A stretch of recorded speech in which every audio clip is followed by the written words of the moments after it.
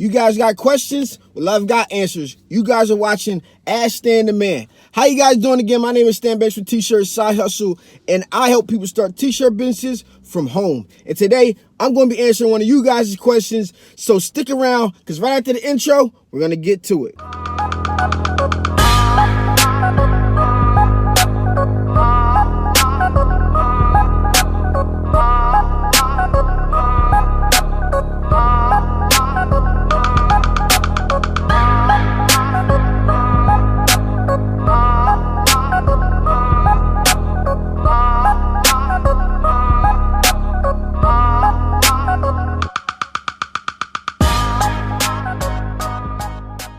So today's question came in via email. This is the first email question, so I decided to go ahead and jumpstart the day, kickstart it off with this question. So let me go ahead and read it, but bear with me because you guys know I ain't the best reader.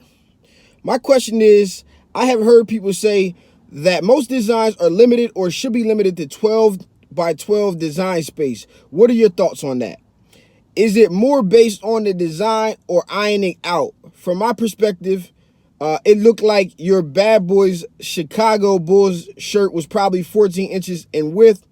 Lastly, do you have the dimension formula per se for a design that'll be pressed on 19-inch width large shirt, or say a 18-inch width medium shirt? I have been calculating and scaling appropriately, but I just wanted to have another perspective on how others may be going about it.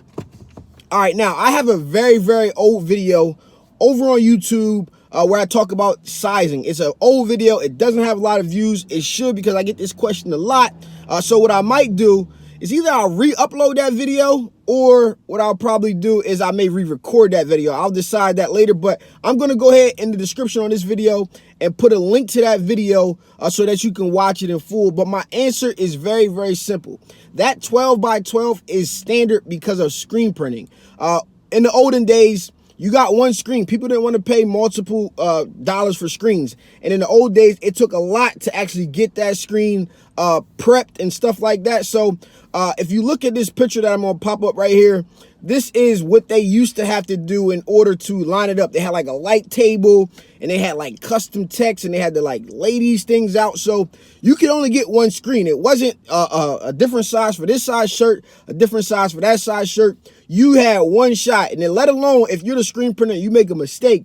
It took so much time to get things ready that basically people really just didn't want to have multiple size shirts because it would cost so much more in setup time. We're spoiled today because in Photoshop and in Silhouette and in Inkscape and all of these design softwares like Illustrator and stuff, we can pump out a design like this. We can change the size like this, and it doesn't matter. So that is kind of the old way of thinking. Or if you're a screen printer, usually if you say a customer says, hey, I want a 12 by 12 design, right? And they say, hey, for the 3Xs, can you make the design bigger? What are you going to say? What are you going to respond? You're going to be like, well, that's going to cost you an extra setup fee because I have to set up a whole new screen for that job. Or if you got adult shirts and kid shirts, you can usually get down to like a small, maybe an extra small. It'll look super large on a kid shirt, depending on how you lay your design out. Or it'll look super small, I'm sorry, not or, but, and it looks like small compared to that, putting on a large shirt, but you usually put the same size on everything. All right, now, when you're doing vinyl, because I'm assuming that's what they're talking about because they're scaling up and down when you're doing vinyl, you really have the freedom. But I do not change the size because I'm a screen printer by nature. I started with screen printing, and it is what it is. You get a 12-inch design. However, if it's like a woman's shirt, I'll go 10 inches. If it's a kid's shirt, it'll start at 8 inches. Adult shirts, 12 inches. And sometimes when it is bigger than that, I will go ahead and scale it up sometimes. If it's like one person wanting one shirt, but if it's a large order, especially because they're going to say, hey, how come his printer's bigger? How come you just get too many questions.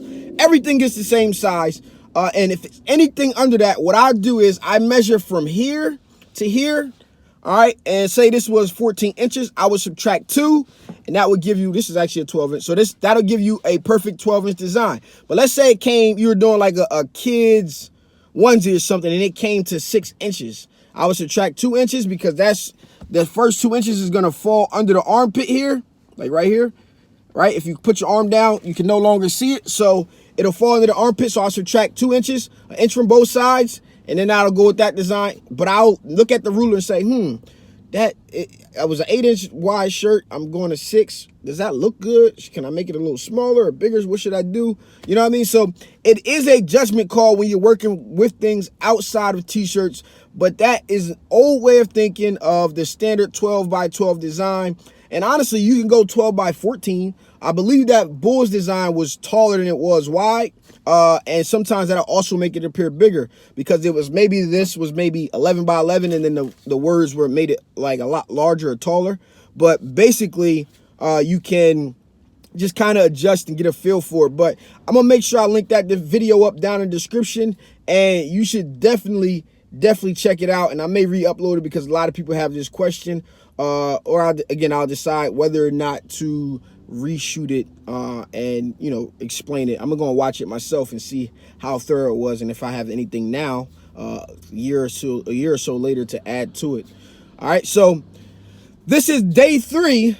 I think this is day 3 of question and answer. You guys are liking it. I'm still trying to figure out the intro and stuff like that. Maybe I'll get a separate video intro, but I'm enjoying it. A lot of you guys told me you guys are enjoying it. So as always, if you have a question, put it in the comments below and I will answer it in a later video. If you guys keep it up, like I said, I will do this every single day. This will be how I start my day off. It's really early in the morning right now, like 8:30, and I will start my day off like this if you guys keep the questions coming. If you haven't already, make sure you subscribe because I help people start t-shirt business all the time, and I do stuff like this all the time. This has been your boy Stan Banks, and you are watching Ask Stan Banks. No, you are watching Ask Stan the Man over on YouTube. Hope you guys enjoyed this video. Peace.